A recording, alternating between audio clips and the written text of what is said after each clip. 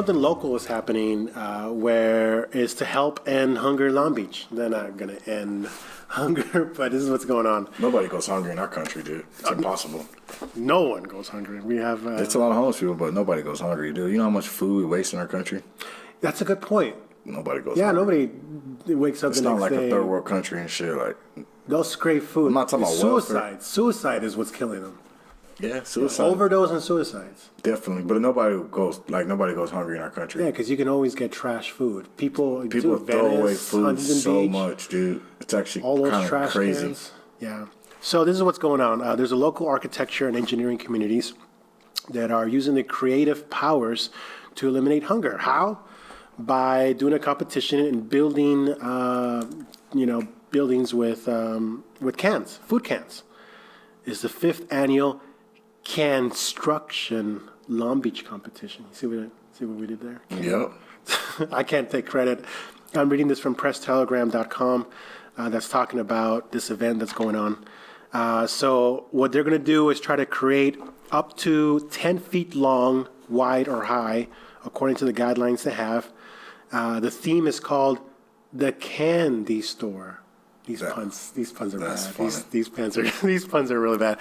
So they create these structures by people who are donating canned goods, and it reaches up to 15 pounds of canned goods, and then they give it to the homeless, to food banks and so on. So it's pretty awesome of them coming together and creating these structures with only food cans. And they don't just create the structure like if it was Legos or something. They use the color of the cans to try to create like a theme, whether it's a boat or a tower or something.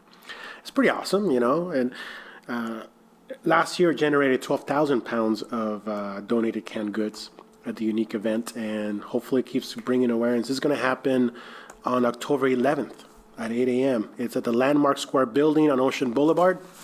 Look it up if you want to attend. It is free to attend. They're always accepting good canned good donations. So it's only canned food? Only canned food. They need to donate these cans. You heard about this? The La Croix, the natural little spirit water.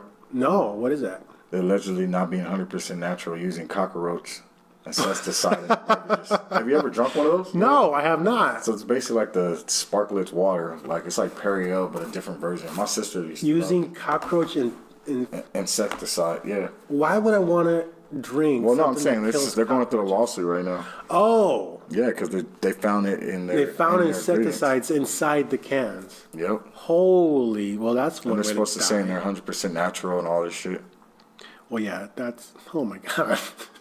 So it contains ingredients that have been identified by the Food and Drug Administration as synthetic. The lawsuit, according to these chemicals, include limonene, which can cause kidney toxicity. Yeah. I can't even say the word. Toxicity. Toxicity. I'm just thinking of the System of a Down song. This toxicity of the city. It causes kidney toxicity and tumors. That's fucking crazy. Wow. And when cans were first created, they used to use lead. Yeah. And then they started slowly removing that. You're talking about the graphics on the cans? Yeah. And the LA Times reported back in 1983, if you want to look it up, LA Times, lead in cans. Up to 1993, they were finding lead in cans still. That's crazy. Which is not good. Nowadays, it's a little bit better. The FDA is definitely still, looking at that. But they back then in 1993, they estimated about 230 million pounds of imported food packages were still using lead to solder their cans. That's scary. But nowadays, I don't know. So that's pretty old news. But that was an issue back then. But I think it's a little safer now. Trying to help the homeless and get them sick. But that is pretty cool that these architecture students are coming together.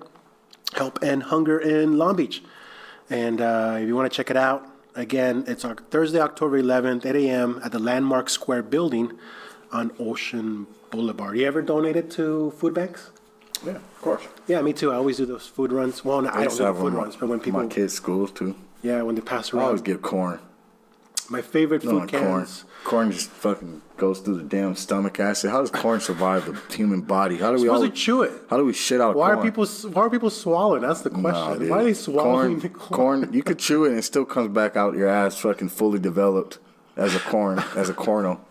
I know, use the corn skin as Corn is the shields. only thing, bro, that goes through the body. That shit's crazy.